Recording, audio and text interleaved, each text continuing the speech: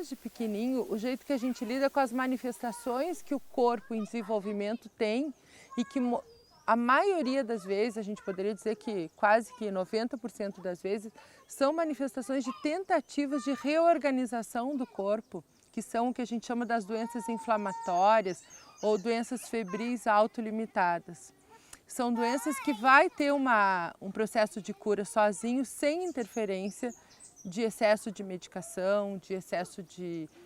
exames, de cuidados médicos exagerados. A maioria das doenças virais, elas têm um curso delimitado que começa, tem a fase aguda, que exige mais cuidado de suporte, a gente chama, e que vai curar sozinha. Depois dessa cura, a criança vai ter um ganho imunológico e quando a gente entende esse processo, que é o processo de febre, por exemplo, na infância, que é diferente de todas as outras épocas da vida, quando a gente percebe que é uma febre que não tem uma causa grave por trás,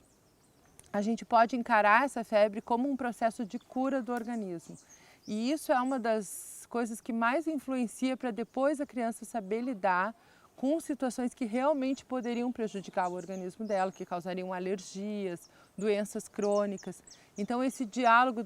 de que são doenças autocurativas e o que são doenças degenerativas e que realmente vão prejudicar o corpo, que seriam doenças mais da idade lá, adulto, idoso. A criança tem a doença inflamatória como um movimento de autocura e de transformação do próprio corpo.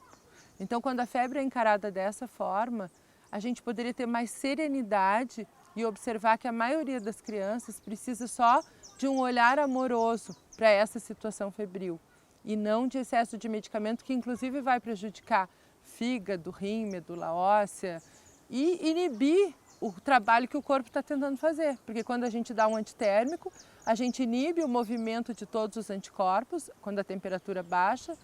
e a gente vai estar dificultando o trabalho que o corpo quer fazer, que é essa procura dos anticorpos pelos vírus, a destruição desse agente agressor.